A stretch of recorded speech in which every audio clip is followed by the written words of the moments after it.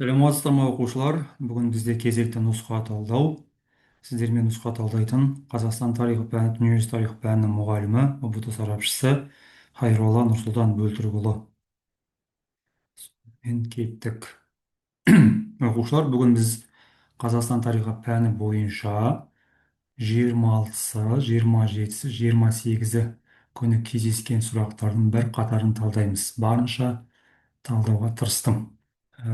Кейбір сұрақтарды жаңадан келген сұрақтар болып жатса, мен қалдырып кеткен сұрақтар болып жатса, комментарийға жазып жіберсеңіздер болады. Келген сұрақтар болса. Онымен кеттік. Бізде ол контекстік сұрақ, иә, мен бұны әлеуметтік желілерге бөлістім. Ал кетті контекст бізде театр туралы. Жалпы контексттің ерекшелігі екі-үш сұрақты контексттің ішінен табасыздар. Кейбіреулері контексттің ішінен табылмайды, өздеріңіздің логикаларыңызға, білімдеріңізге сүйенесіздер.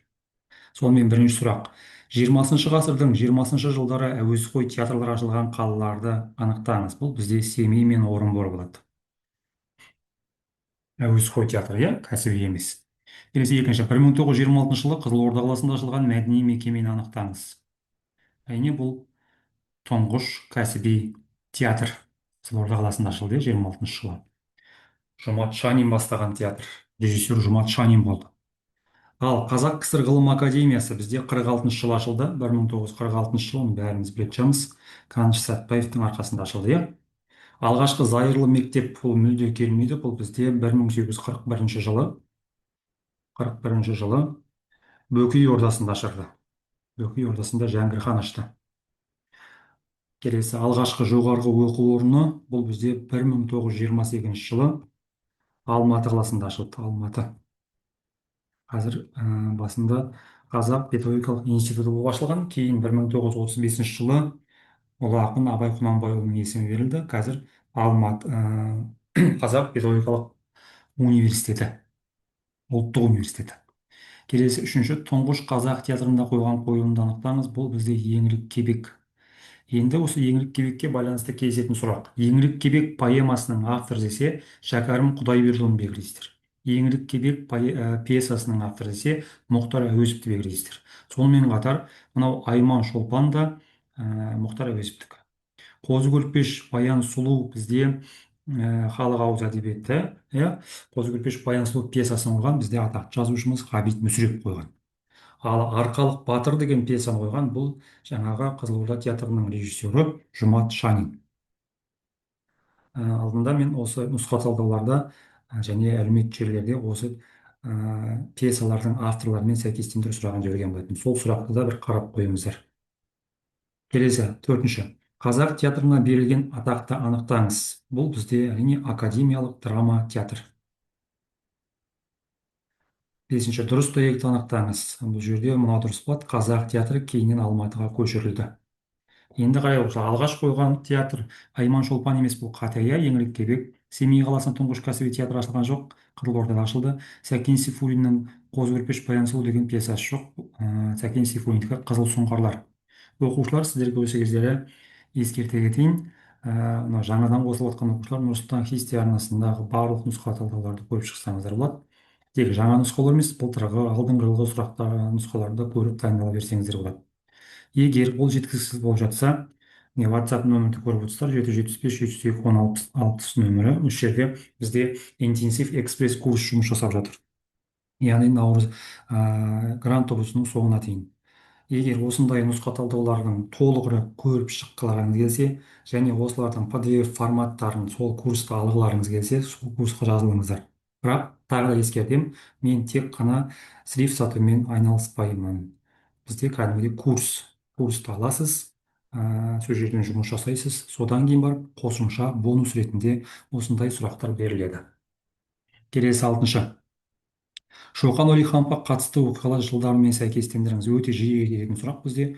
Омбы кадет корпусына оқуға түсті. Бізде болады 1847. Орыс географиялық қоғамына мүше болды 1855.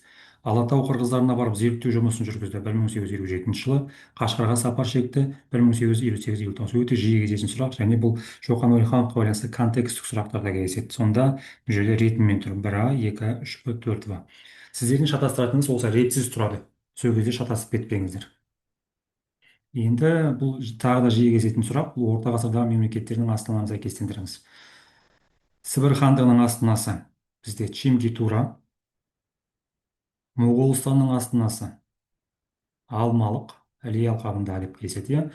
Ноғай ордасының астанасы бізде Сарайшық, Жайық өзенінің төменгі ағысы. Сонда болады бізде бір ә, екі а бар ма бізде? Бар екен. Т жауабы болады. Бір ә, екі а, үш б. Оқушылар жалпы астаналарды жақсы білулеріңіз керек. Жалпы мынау астаналар тарихы бізде үйсін мен қаңлыдан басталып қазақстанның астанасына дейін барлығын, өйткені ұбт да осыларды көп сұрайды. кеттік сегізінші сұрақ. 756 жылы жетісуда билікке келген тайпа, бұл әрине қарлұқ, оңай сұрақ. Енді дулу қашан келді билікке? Дулу бізде 603 жылы келді. батыс түрік қанатының негізгі тайпасы, иә. Дулушы екеуі. Түркештер қашан келді? Түргештер 704 жылы келді. Үш жыл қалған негізін қалап, иә, дулулармен бірлесіп. Қыпшақтар мүлде келмейді. Жалпы қыпшақтар жетісуда өмір сүрген жоқ. Қыпшақтардың Қазақстанның барлық жері қыпшақтардың жері болды. Қыпшақ тайпаларының, бірақ жетісудан тыс, жетісу ол жерге кірмейді. Қыпшақтардың территориясында. Жиі келіп жатқан сұрақтардың бірі мынау сұрақ: округтардың құрылған кезеңдері бойынша хронологиялық ретін анықтаңыз. Ал кеттік. Қарқаралы бірінші құрылды бізде, екінші Көкшетау. Бірақ екеуінің де жылы 1824 жыл. Оқушылар.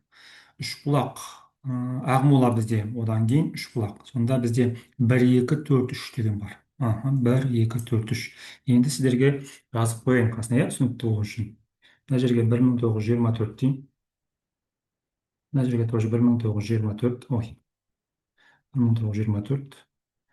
Үшбұлаққа 1933. Ақмолаға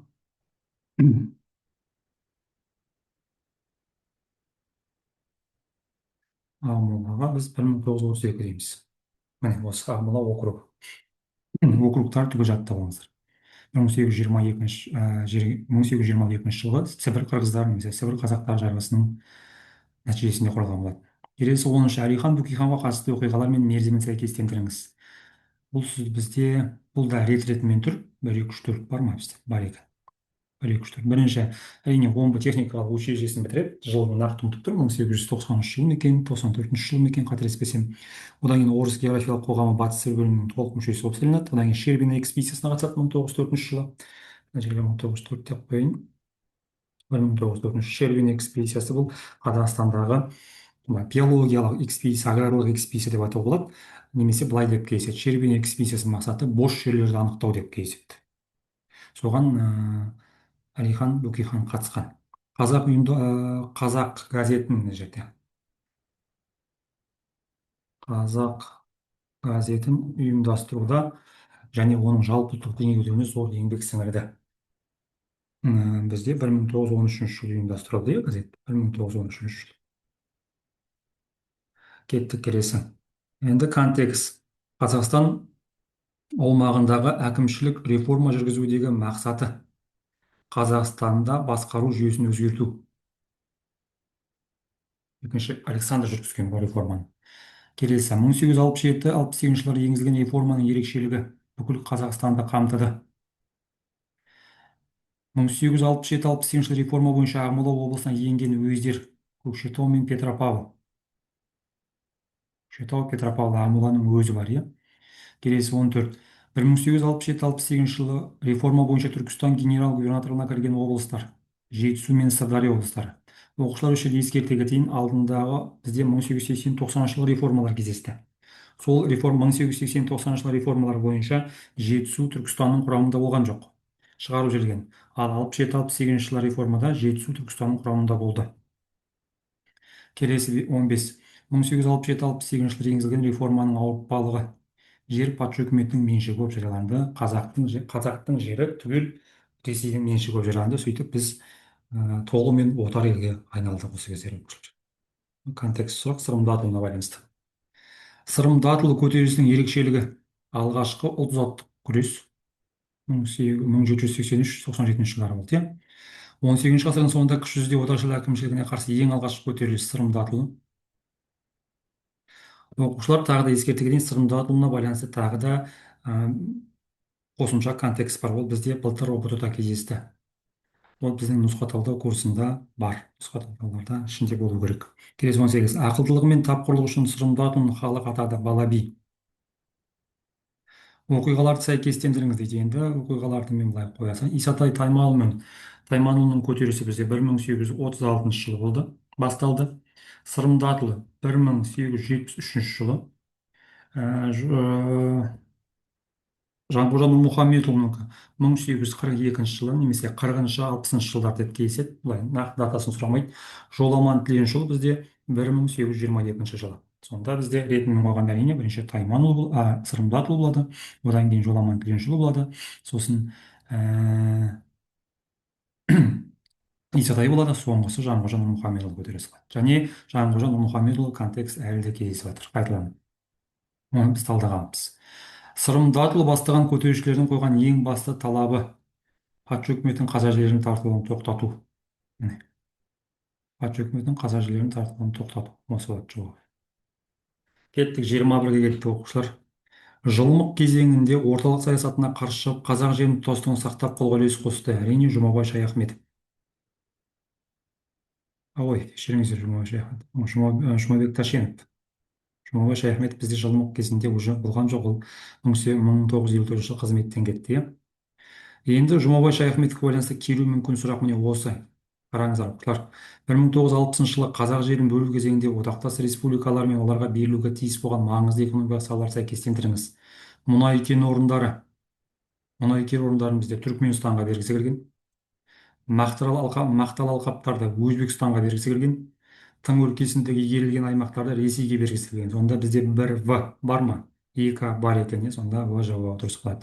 осы жерлердің Қазақстанда сақтап қалуын, яғни қазақ КСР-нің территориясында сақтап қалуына көп үлес қосқан адам жұмабек тәшенов. жұмабек тәшенов өзінің қызметтік карьерасын құрдымға жіберді сол кездері. біраз төмендеп бітті, шеттетілді, иә. жылымық кезеңінде болды осы кез. мүмкін сталиннің кезеңінде мұндай болатын болса тіпті атылып та кететін еді. 23 жаппай ұжымдастыру науқанына қарсы шыққан ұлт зиялылары біз жерде сейітқали меңдешев, қожанов досмұхамедов, халел досмұхамедов. енді шаяхметов, тәшенов, қонаев ол кездегі тұлғалар емес, бұл одан кейінгілер. мүсірепов, дәулетқалиев, атаулин де қарсы шықты, бірақ ұжымдастыруға деп келмейді. бұлар ашаршылыққа байланысты өз пікірін айтты деп келіседі. бесеудің хаты білесіздер.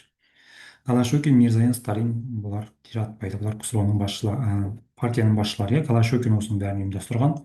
голощекиннен кейін мирзоян келді билікке. Сталин енді түсінікті ғой енді. ең басты ұйымдастырушы Сталин. келесі 24. 1822-24 жылғы патша реформалары бойынша оқиғаларды хронология ретінде анықтаңыз. Сібір қазақтары туралы жарғы бізде 1822 жылы.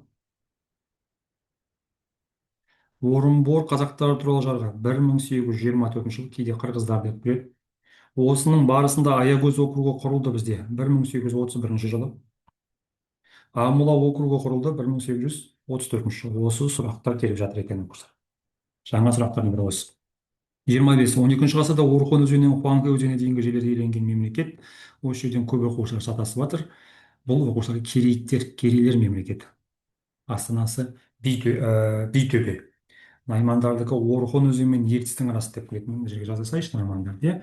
Орхон мен ертістің арасы, яғни батысы керейлердің, керейттердікі түсінікті.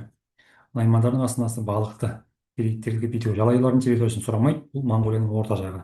қыпшақтар енді ол түсінікті ертіспенен немесе алтайменен мынау Дунайға дейінгі аймақтар қыпшақтардікі.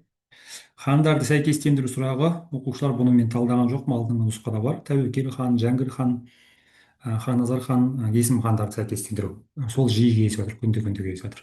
оқулық авторларын сәйкестендіру сұрағы, бұл жерде білесіздер, географияны кім жазды, бұл математика курсын кім жазды, сосын кім еді, тіл құралын кім жазды, әліппені кім жазды деген сияқты сұрақтар. онда нұсқа талдауларда біз алдыңғы нұсқа талдауларда талдағанбыз.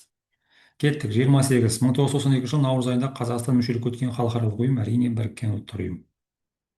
негізі осы жерде Европалық қауіпсіздік ынтымақтастық ұйымы да мүшелік кеткен, бірақ мына жерде наурыз айы дегеннен ұстайсыңдар. ал Европалық қауіпсіздік ынтымақтастық ұйымына, Еуропадағы қауіпсіздік ынтымақтастық ұйымына Қазақстан төрағалық етті, соны міндетті түрде сұрайды, 2010 жылы төрағалық етеді.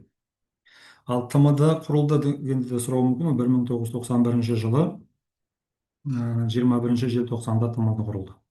Алматы қаласында құрылды. Алматы декларациясында, Алматы жазып қояйын, иә. Еуразиялық экономикалық қауымдастық ол кейінірек болады, 2012 жылы қол қойылды деп шатаспасам. Еуразиялық экономикалық қауымдастыққа Қазақстан, Белоруссия, Ресей басында қол қойған. Қазір Қырғызстан ба кіреді, Тәжікстан кіреді.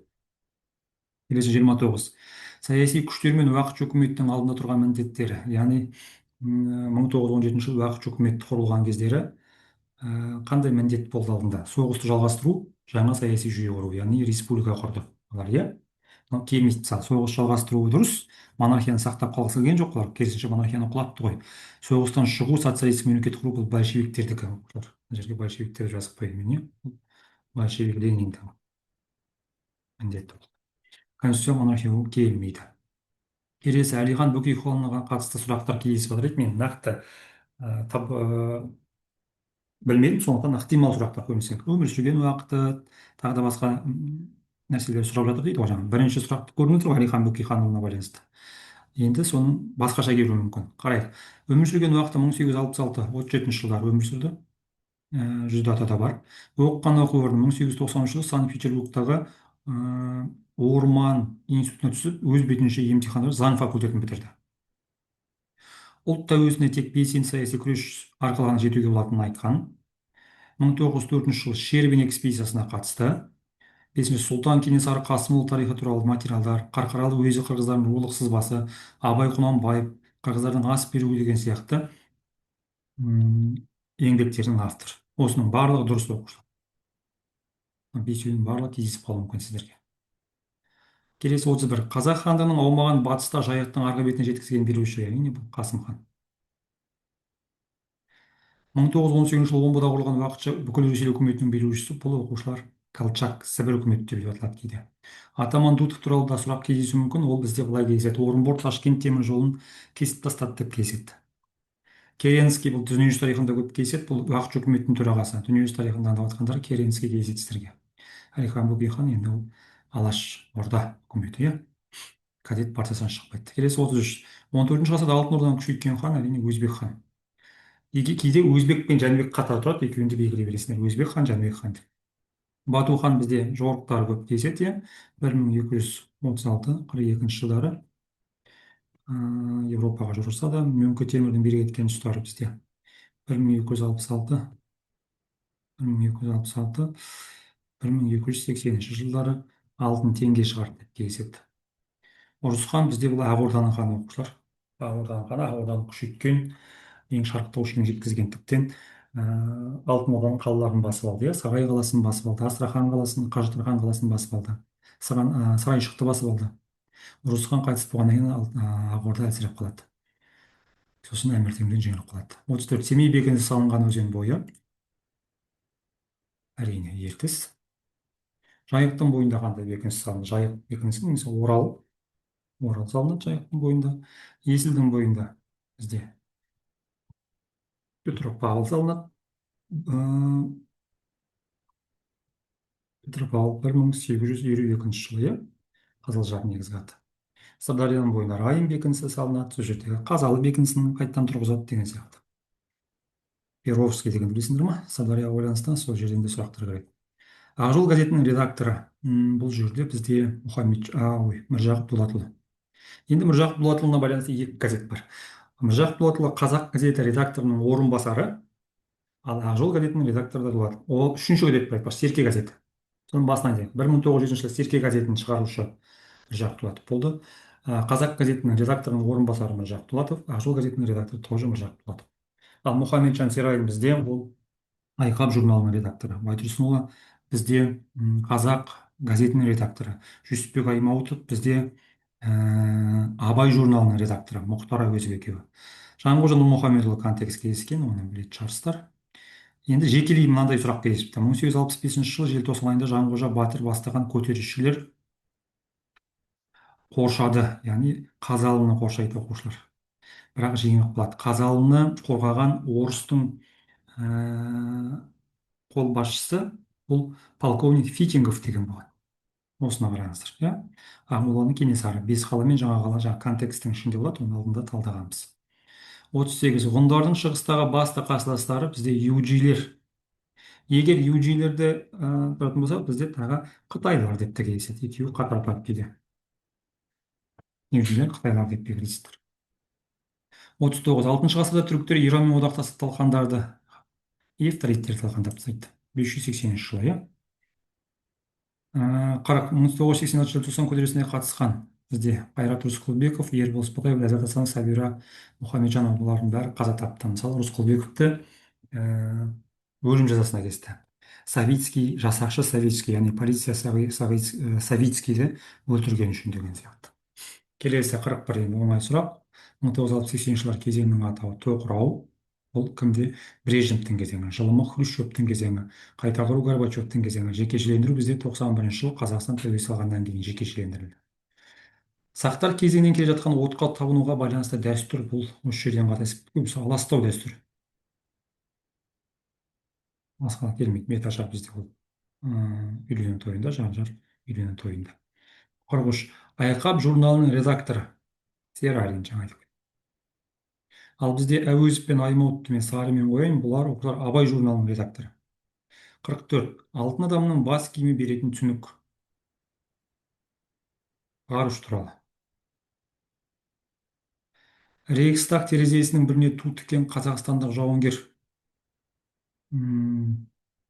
Рақымжан Қошқарбаев. Енді мынау Қайсенов пен Шәріпті мен былай Сарымен қояйын. Бұл оқушылар партизандар деп жауап бересіңдер. Яғни партизандар соғыс тылында соғысатын адамдар, иә. Жәнібек Елеусізов ең жас батыр, 18 жасында КСРО-ның Кеңес одағының батыры атанған, Днепр шайқасына қатысқан. Жерге жаза салайыншы. Днепр шайқасы деп. Келуі мүмкін осындай сұрақтар. Днепр шайқасы. Бородино селосына неміс штабына басып кіріп, 5 неміс офицерінің көзін жойған бұл Төлеген Тоқтаров сәйкестендіруде кездескен ғой, оқушылар мен осылай жекелей қоя салды. Келесі 47. Ұшағын тау жау танкілерінің шоғырланған жеріне құлатқан бұл қарағандылық деп кеседі Нұркен Әбдіров. Сонымен қатар Бақтыораз Бейсекбаев деген де бар. Мына жаққа мен Бақтыораз Бейсекбаев деп жазып қойшы, ол бірақ басқаша кеседі. Маслов экспедициясына қатысқан деп кеседі. Енді мына Егоров пен Құсайынов вообще тесті келіспеген. Бұлар 44 жылдары мынау КСРО-дан тыс, Кеңес одағының шекарасынан тыс соғыстар болды ғой. Яғни Европаны азат ету соғыстары. Соларға қатысқан. Ал Ағаділова деген бізде тоже партизан ау деймін. Қателеспесем. Келесі 48. Батыс түрік қанатының қысқы ордасы. Енді бұл Суяб. Оқушылар батыс түрік қанаты туралы контекст көп кездесіп жатыр. Оны мен алдында талдағам. Батыс түрік қанаты ыдырағаннан кейін пайда болған мемлекеттер, Жетісуда түркештер пайда болды. Қазақстанның солтүстігі, орталығы, шығысында қимақтар пайда болды. Қазақстанның батысында оғыздар пайда болды. Ал Еділ бойы менен Кавказ жақта Хазар мемлекеті пайда болды деген сияқты сұрақтарды қайта сұрап жатыр. Ежелгі заман тағы да бір сұрақ бар екен. Петров мәдениетінің ерекшелігі. Балалар мен жауынгерлердің жерлеу орындарының бөлек орналасуы. Бұл осындай жаңа сұрақтардың бірі. Сонымен қатар әскери арбаның табылуы деп те кездеседі оқушылар. Сонда екі сұрақ кездеседі Петров мәдениетіне байланысты. Әскери арбалардың табылуы, балалар мен жауынгерлердің жерлеу орындарының бөлек орналасуы. А жауабын көрейік. Екі аяқты арба және жылқыны қоса көму бұл сынтасты мәдениеті. Андрондық үлгідегі соңғы мәдениет бұл сарғарлық мәдениеті. Кесенелері ірі тастардан салынған бұл Бейғазы Дәндібай мәдениеті. Бейғазы Дәндібай мәдениетінің таралу аймағы Қазақстанның орталық шығыс бөлігі.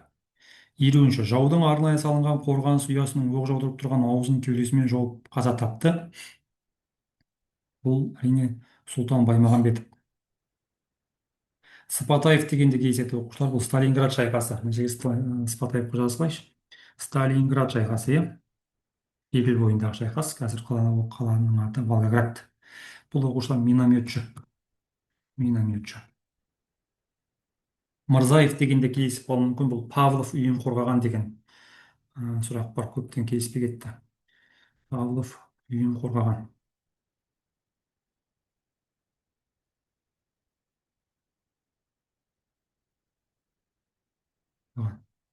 Елу бір. Исатай мен Махамбет көтерілісі қамтыған аймағы әрине Бөкей Ордасы немесе Ішкі Орда.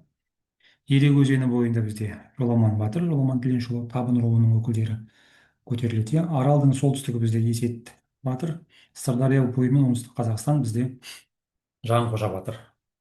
Ал Аралдың солтүстігі Сырдария деп те аталады кейде. Кім? Есет батырдікі. Екеуі кейде бірігіп соғысты ғой басында, шайқаста. юға мен қоқан қарсы. Семей уезінде құрылған жәрмеңке бұл оқушылар шар жәрмеңкесі. Жалпы жәрмеңкелер туралы контекст көп кездеседі, жеке жеке сәйкестендіру кездеседі, сондықтан жәрмеңкелерді бір қайталап жүріңіздер. Біздің нұсқа талдауларда интенсив курста жәрмеңкелерге арнайы сұрақтар бар. Петров жәрмеңкесі бізде Атбасар, Қарқара жәрмеңкесі бізде Жетісу, Ойыл бізде Орал. Енді контекст сұрақ бізде ол жэс-ке байланысты әскери коммунизмге көп кездеседі, соның бір мысалы бұл. Мән мәтінде сипатталған оқиға жаңа экономикалық саясат, жэс дейміз.